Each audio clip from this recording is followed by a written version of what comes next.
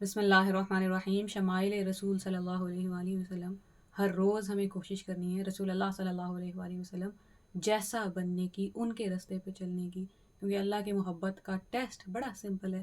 قل ان کنتم تحبون اللہ فاتبعونی یحببکم اللہ. آپ ان سے کہہ دیجئے کہ اگر یہ اللہ سے محبت کرتے ہیں، فاتبعونی، تم میری پیروی کرو، رسول صلی اللہ علیہ وآلہ وسلم کے راستے پہ چلیں گے تو اللہ تعالیٰ بھی ہم سے محبت کریں گے. اتنی سادی سی بات ہے. ہم سب کرتے ہیں اللہ سے محبت، ہم سب دعوے دار ہیں اللہ سے محبت کے، تو وہ محبت ثابت کرنی پڑے گی. اور وہ ثابت کیسے کرنی پڑے گی؟ رسول صلی اللہ علیہ وآلہ وسلم کی بات مان کے، ان کا طریقہ اپنا کے. میں پچھلے دنوں کوئی شمائل میں ایک پڑھی تھی رسول صلی اللہ علیہ وآلہ وسلم کے بارے میں ڈسکرپشن.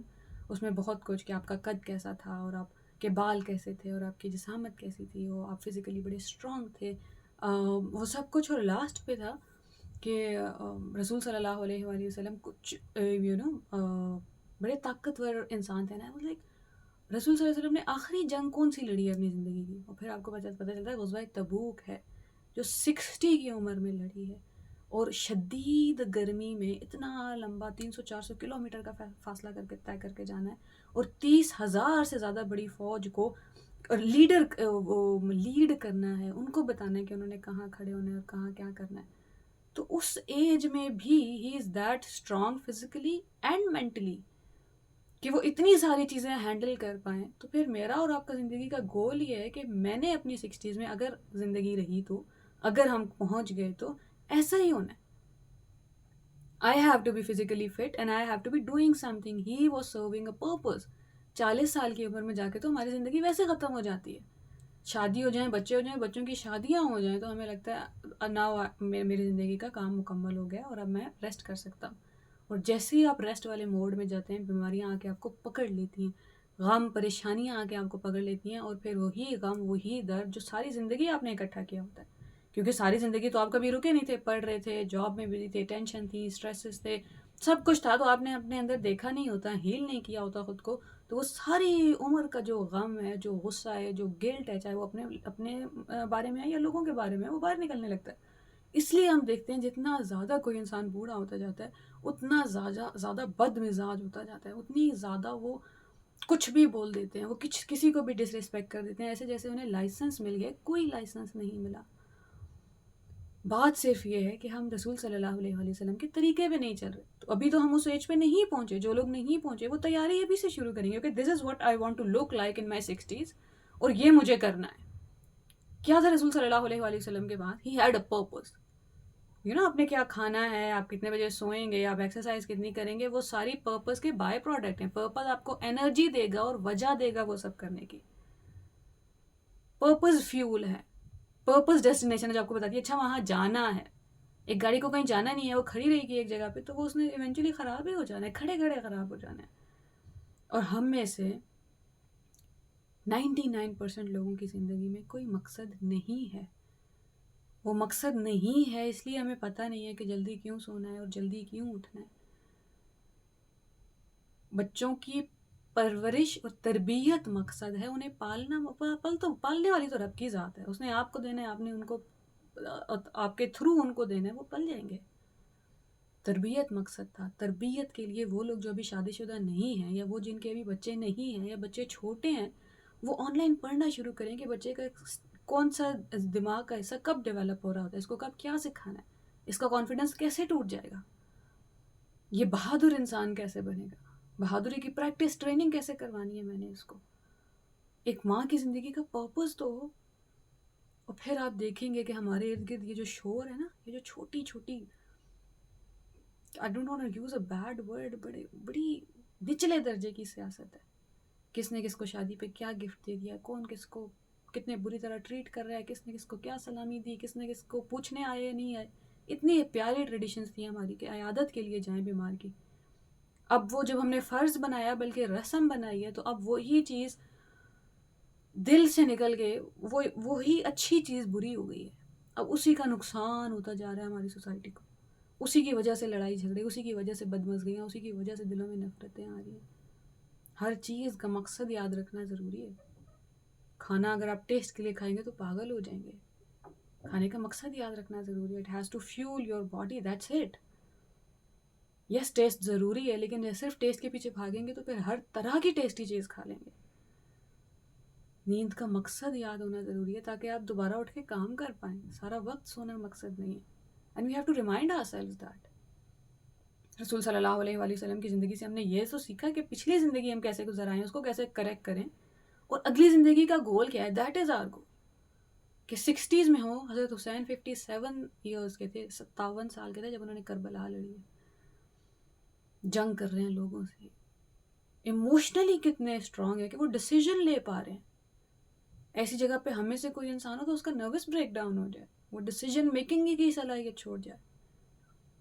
ایمان کتنا مضبوط ہے کہ اللہ کے لیے سب کچھ قربان کرنے کو تیار ہے. وہ ٹریننگ بچپن سے ہوتی ہے، چھوٹی چھوٹی قربانیاں دے دے کے آپ اس اسٹیج پہ پہنچنے کے ایک بڑی قربانی دے دیں، اور آپ کا حوصلہ پھر بھی سلامت رہے اور ایمان پھر بھی سلامت رہے. اتنی طاقت کہاں سے آئی ان کے بازوؤں میں کہ سب سے مشکل دن وہ حضرت حسین کے لیے تھا. اس نے ایک ایک کر کے سب کو اٹھا کے لے کر جانا. ایک شہید ہو رہے ہیں، پھر اور اٹھا کے آپ لے کر جا رہے ہیں واپس میدان جنگ سے. 57 کی عمر میں، 60 کی عمر میں، 70 میں، 80 میں. مقصد جب تک سانس چل رہی ہے مقصد پورا کرنے میں لگے رہیں گے. آپ کوئی بھی پرپز ہے، آپ کو ایک سکول کھولنا ہے، آپ نے ایک جم کھولنا ہے عورتوں کے لیے، آپ نے ایک ہیلنگ سینٹر کھولنا ہے، آپ نے ایک سپورٹس کمپلیکس کھولنا ہے کیونکہ لڑکیوں کی چیزیں نہیں ہیں، یا آپ نے لڑکوں کو ان کو ٹریننگ دینے کے لیے کوئی اسکل سیٹ دینے کے لیے ایک آرگنائزیشن کھولنی ہے. سب بڑے بڑے آئیڈیاز لگ رہے ہیں نا. میں اور آپ ہی کر سکتے ہیں. ابھی سے کام کرنے شروع کریں گے تو 10 سال زیادہ دور نہیں ہے. یا جو بھی آپ کا اسکل سیٹ ہے. بڑی چھوٹی سوچ ہے یہ کہ میں نے صرف اپنا آپ اور اپنے گھر اور اپنے بچے دیکھنے ہیں، تو جو جانور بھی دیکھ لیتے ہیں. ہم نے پہلے نا میں نے بہت اسکالر سے سنا تھا کہ جانور کی سطح پہ انسان گر جاتا ہے اور انسان جو ہے نا وہ انسانیت کے عروج پہ نہیں رہتا. جب آپ جانوروں کی ڈاکیومنٹریز دیکھتے ہیں نا تو آپ کو اتنے کلیئر پکچر نظر آتی ہے. all they are doing is having kids and eating food. ان کے اور اپنی جان بچانا، یہ 3 مسئلے ہیں ان کی زندگی کے بس. اور وہ اس کو پرفیکٹلی نبھا رہے ہیں، اور جب وہ اس کو نبھا رہے ہیں تو وہ اپنی زندگی کی اوج پہ پہنچ جاتے ہیں. ہمارا مسئلہ یہ ہے کہ ہم سے اللہ نے جان کی حفاظت کا وعدہ کر لیا. جب تک موت نہیں آئے گی، جب تک اللہ کا حکم نہیں ہوگا. ما اصاب من مصیبت الا باذن اللہ کے حکم کے بغیر کوئی مصیبت ہم پریشان ہوتے رہتے ہیں نا. یہ نہ ہو جائے، وہ نہ ہو جائے، خدا نہ خواستہ بچے کو کچھ نہ ہو جائے، بزنس خراب نہ ہو جائے. آپ کے اس میں ہی نہیں ہے، کنٹرول میں ہی نہیں ہے. ساری زندگی پریشان ہوتے رہیں. اگر ہونا ہے خراب سب تو ہو جائے گا. اگر اللہ نے آپ کو اس مصیبت سے ٹیسٹ کرنا نہیں ہونا تو آپ جتنا مرضی نہ پریشان ہو تب بھی نہیں ہونا. اس نے جان کی حفاظت کی ذمہ داری لے لی. اس نے کہا کہ اس کی اجازت کے بغیر مصیبت نہیں آ سکتی. آپ کنٹرول ہی نہیں کر سکتے. آپ کو پھر ڈر ڈر کے زندگی گزارنے کی ضرورت کیا ہے؟ اس نے رزق کا ذمہ لے لیا. وما من دابۃ فی الارض الا علی اللہ رزقها. زمین پہ چلنے والا کوئی جاندار ایسا نہیں ہے جس کا رزق اللہ کے ذمہ نہ ہو. اولاد اس کے ذمہ. وہ جسے چاہتا ہے بیٹے عطا کرتا ہے، جسے چاہتا ہے بیٹیاں عطا کرتا ہے، جسے چاہتا ہے دونوں عطا کرتا ہے، جسے چاہتا ہے کچھ عطا نہیں کرتا. دونوں میں سے کوئی بھی. سارے ٹیسٹ کی کیٹیگریز ہیں. ہم جن چکروں میں پریشان ہو رہے ہیں وہ تو ہمارے اختیار کے ہی نہیں ہیں. پیسہ کہاں سے آئے گا، شادی کہاں ہوگی، بچوں کا کیا ہوگا، فیوچر کا کیا ہوگا، اللہ نے کہا کچھ بھی تمہارے اختیار میں نہیں ہے. پھر میرے اختیار میں کیا ہے یا اللہ؟ نیت اور کوشش. ہر روز کوشش. وَأَنَّ سَعْيَهُ سَوْفَ يُرَىٰ. ان قریب ان کی کوششیں دیکھی جائیں گی. کوشش دیکھی جائے گی. اللہ تعالیٰ نتیجوں کی بات نہیں کرے، دنیا نتیجے دیکھتی ہے. اچھا 40 سال سے کام کر رہے ہیں آپ، نتیجہ تو دکھائیں ذرا. کتنے لوگوں کے لیے Imran Khan is a failure. He is still trying. صحیح کر رہے ہیں، غلط کر رہے ہیں، نہیں کرنا چاہیے، الگ ڈبیٹ ہے. کوشش کر رہے ہیں کہ نہیں کر رہے، نیت ٹھیک ہے کہ نہیں ٹھیک. اللہ نے نیت دیکھنے کے احمد والدین کے نتیجے دیکھنے ہیں. ہار جائیں گے تو ہار جائیں گے، کوئی مسئلہ نہیں ہے. ہم جیتنے کے لیے تھوڑی جنگ لڑتے ہیں.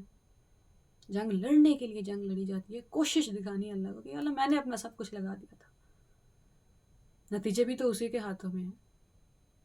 تو ہمارے ہاتھوں میں ہے نہیں، جن سے ڈر کے ہم کوشش نہیں کرتے کہ اتنے لوگوں کے سامنے فیل ہو جائیں گے. کٹ پتلی ہیں یہ، خدا نہیں ہے. ہوتے ہیں فیل تو انہوں نے ہنسنا ہے تو ہنسیں. جو چھوٹے چھوٹے لوگ ہمیں کھینچتے ہیں نا، ہمارے گوشت بوٹیاں نوچتے رہتے ہیں، جب ہم ایک مقصد کی طرف جا رہے ہوں گے تو یہ سب ہوتا رہے گا، پر ہم کہیں اور دیکھ رہے ہیں. پھر ہم ساری زندگی بیٹھ کے ایک دوسرے سے یہی باتیں نہیں کریں گے، فلاں نے یہ کہہ دیا اور فلاں نے یہ کھانا پکایا تھا اور فلاں نے اچھا ٹریٹ نہیں کیا اور اس نے یہ کر دیا. نہ کریں بھائی. آپ اپنا اخلاق بلند کرتے جائیں، آپ کو لوگوں کی پستی سے کوئی فرق نہیں پڑے گا. پھر ایک سٹیج آتا ہے جہاں آپ کمپیشنیٹ ہو جاتے ہیں.